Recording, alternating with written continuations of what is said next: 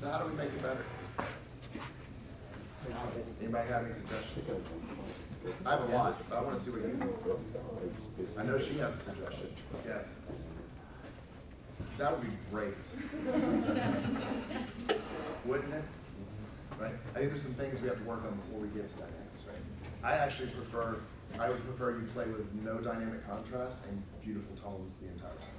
Do we feel like we play with beautiful tone the entire time? No. Okay, good. So we agree with that. What is one fundamental that your director has asked you to do multiple times that you just continue to not do? But one specific mechanical thing you can do with your body. Watch. There's a lot of really great information up here, right? And it's not transferring because we fixed posture and they went right back to the old posture when we played this. I don't know why you're so apologetic with your playing. There's a lot of things we can do. I wish I could spend hours with you because there's a lot of things we can do to just up the ante. And I'm going to touch on a few things. My concern is more psychological than anything. I don't know why you shrink yourself. Are you embarrassed of this? Are you embarrassed to be in band? Then you have to sit yourself up. Your backs were all back, and you were playing to this little, do y'all have roly-polies in Canada? You know what they little buds, yeah. So you got this little family of roly-polies on the ground, and you're playing to them, right? Your eyes are down, right? I know the stand situation is difficult, but I feel like most of you have shrunk yourself, and you're used to playing like this, right? And I need you to play up and out. The audience is this way, right? So if you're looking at your conductor, you're going to present the music to the audience. I also think some of our pitch issues, do you agree that there were some pitch concerns, right? I think most of our pitch concerns is the fact that we are constricting air, right? So if I start talking, right, right? I'm not a singer, but my tone changes, does it not? Everybody do that. It changes instantly, right? You are all constricting your air. Therefore, it's not getting into your instrument. Therefore, your tone is not right, and therefore you can't tune that. Does everybody agree with that statement? Right? So how do we fix that? Well, we go back to the warm-up when we were singing. It's very uncomfortable to sing like this. You have to do this. You have to treat your instrument as if it's part of your voice to do that. So let's sit up really, really tall. I'm gonna let you sit down because I'm gonna take time to adjust a couple of things. Brass, woodwinds, percussion, I want you to relax real quick, just relax. All brass, look at it. Take your mouthpiece off. I want you to put the shank or the tube, which I've heard, I want you to put that between the first three fingers of your hand. But it's gonna be facing your face, right? You gotta turn it around. So you're not gonna put it on somebody else's face, so. You're so funny. You also don't want to put it on your head. I want all the brass off the back of the chairs. Good. So you're going to take this. I want you to look straight ahead. I want you to hold yourself up as tall as you possibly can. And I want you to put your mouthpiece on your lips. Right? But you're looking, so the mouthpiece needs to be up. Yes. So I don't want this. I want this. Well, you can pull your elbow out just a little bit. All right, I want you to buzz a B flat. Ready? And. All right, so this is something that you should do every day. When you get to band before you hear anybody else, you have to warm up. You should buzz every day. It's going to be okay. I'm going to help you through it.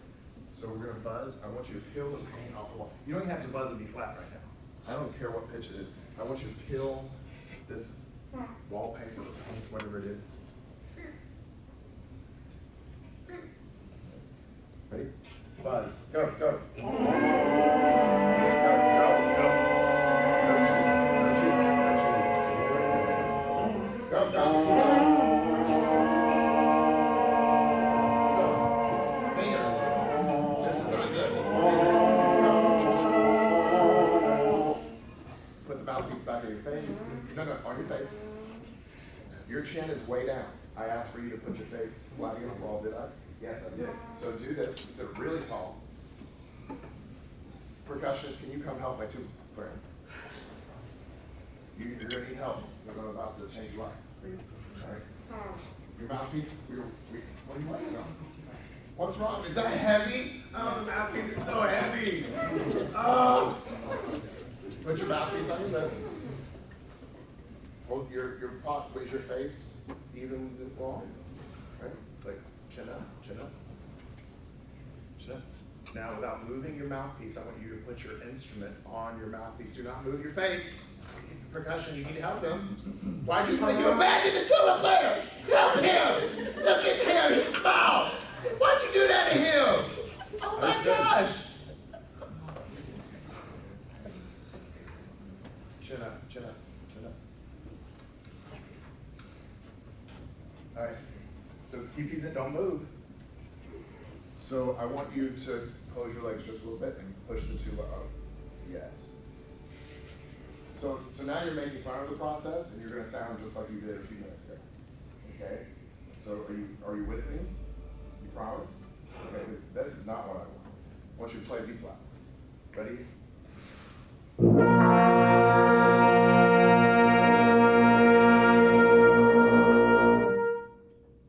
So if we had heard that, relax. If we had heard that in arabesque, it was way more in tune. Is the tone improved? Immensely? How much? To what degree is the tone improved in brass? Immensely? You're using my words. That's good. That's all right. You can steal all the time, right? It's a good idea. Build on it. Brass. These are your new playing positions. Now, eventually, you will get so strong at this that you'll be able to play in other positions, and you'll remember your body language, your posture with the instrument. Your instrument is not responsible for telling your body where it goes. You're giving too much energy or command to an inanimate object that doesn't become animated until you play it, right? You are the player. Your face determines where the instrument goes. Your body determines where the instrument goes in order for it to be in the proper playing position, right? And that's super important. Saxophones, all saxophones should be in the center of your body. You're all tall enough to have it in the center, so you're going to have to move your neck around. Can I hear you play real quick? Just a note. Awesome. Cool, so you pull your neck strap up, saxophones, because you're so tall, you're going to have to adjust. The saxophone's not going to sit on your chair. The saxophone's not going to sit on your chair. Play. Okay, clarinets.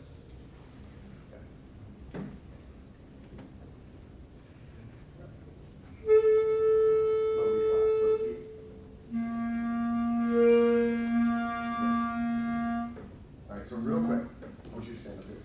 Actually, where you put you right here. Clarinets, watch. Come sit here. You want him to do it instead? Are you okay? You want him to do it? Okay. You guys like my start? Yeah. Sure, let's send up the torch here. Yeah. All right, you ready to sit up? Clarinets. None of you are playing with the right mouthpiece. What is your instrument? Clarinet. Oh my gosh. So mouthpiece. Mouthpiece. Let's put more mouthpiece in. Go ahead and put your clarinet up. Right. Like you're about to play it. Listen. Go ahead and play. The tone's already better because we call them out, which means you're teaching. They're just doing this lazily. So why are you doing this, clarinets? I'm going to have you go ahead and put the instrument back in now. Don't move it, right? I want you to pull your chin up. I want the bell to come out just a little bit, right? Chin up just a little bit. I want this much more mouthpiece, just a tiny bit. I want you to tighten it really hard. And I want you to think of the back of your throat being like this instead of like this, right? I want you to think of instead of, right? Does that make sense? Yeah? I want you to put the air all the way to the end of the bell. Now play the C. Yes, right. So once you adjust it, did it sound better? You thought it said, anybody else think it's changed? You thought it changed? Yeah, do it again. So that's the old way, right? I can see the muscle right here when you're closing your mouth around the mouthpiece. This cheek muscle pokes out. When you open up in the back, this cheek muscle recedes. It's amazing. So you can't actually tell me that you're doing one thing, not the other. Open up. Oh, that's good. Lots of more mouthpiece. Because then the other thing is, we will just play with a tiny bit of mouthpiece, just enough to make the sound, but we want this full wooden sound. This transfers to saxophone as well, right? It's the same mechanism. You have to play with the same amount of mouthpiece. You have to play with probably a little bit more each time, right? If your sound sounds like, it's got that kind of tone to it, you're not playing with the proper amount of mouthpiece, or the air is not getting into the instrument, right? So I want the air all the way to the end of the clarinet. Yep. More mouthpiece. Yep. Yep. Yep. You're probably gonna squeak because I'm changing everything. Go. Yep.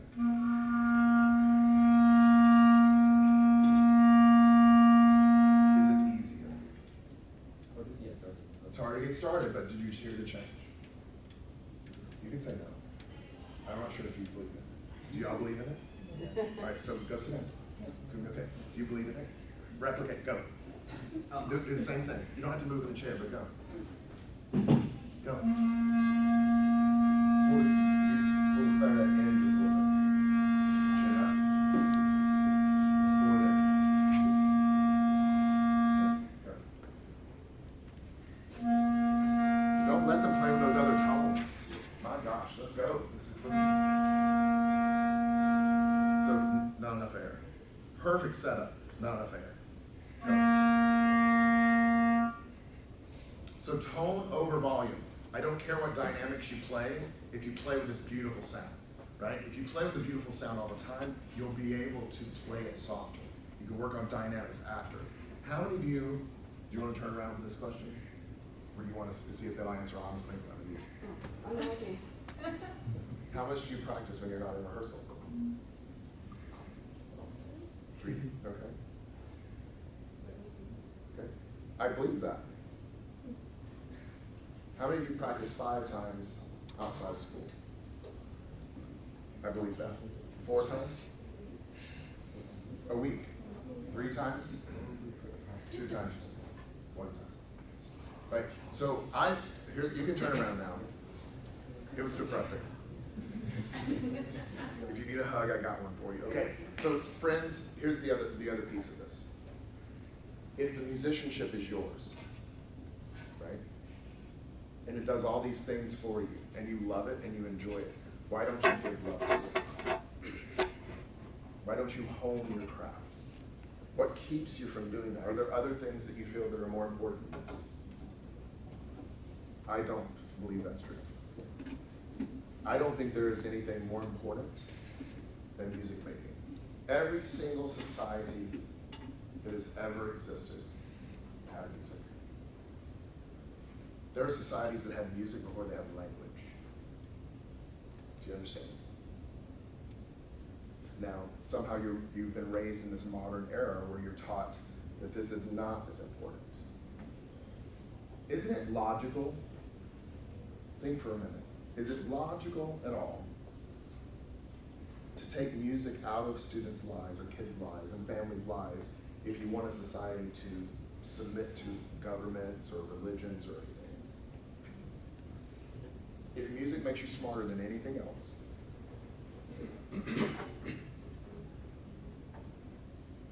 thoughts?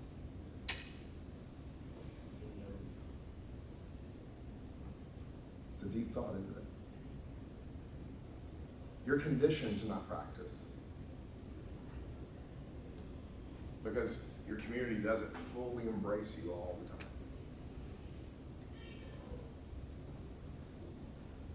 And then you submit to that by not practicing. How much smarter could you possibly be? How much change could you elicit in the world if you practiced? There might be things that you enjoy equally as much as your music. There could be things that you enjoy equally as your music. But I don't think there's anything that really moves your humanity forward like your music. So you're one of the finest bands I've ever heard.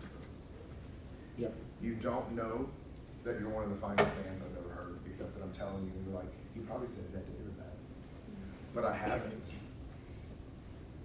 This has been so fun for me. But I'm going to beg you to dig in to why you do this and what you like about it. And if you practice more, I promise you're gonna like it more. Music's gonna give to you exactly what you give to it. It's like any other relationship, right? You love your families, I'm sure. Of course they get on your nerves. When you're missing notes, I'm sure that flute's gonna get on your nerves too, right? Also, don't play this B flat. I'm playing this B flat right there. This one's gone. It's a Canadian-American mistake. Yeah, play that other B flat real quick. Yeah, the full thumb, yeah. You can put your E flat key down if you want. That sounds so much better. Transfer, transfer. All of you, no, you don't have to do it right now. No. Later. So, what can I do to get you to practice? Yeah. You're the foundation of the band, and you have decided that something else might be a little bit more important. Don't be embarrassed right now. I'm not trying to call you out, but I want to have the conversation with you, because you're all young adults in training. You can handle this. What can I do to get you to practice? Because you're a great tuba player. I can't believe how good some of you sound, and you raise your hand and say you don't practice at all. I don't understand a world where I wasn't like that. I wish I was that talented. I'm not. Some of you are far more talented than I was. What can I do? I don't really know, honestly. You just say you're going to commit to it. I'm gonna commit to it. I promise you it's going to change your life. And if it doesn't, in 5 years you can call me in Las Vegas and say, you made a mistake. You were wrong. I can take it. Yeah, so, but Mr. McCauley, you're going to get that number, my email. You can contact me and tell me. Are you going to write this down? 5, 10. I'm sorry, the first group is too much fun. All right, so I want to do a little bit of arabesque. Oh yeah. Yay.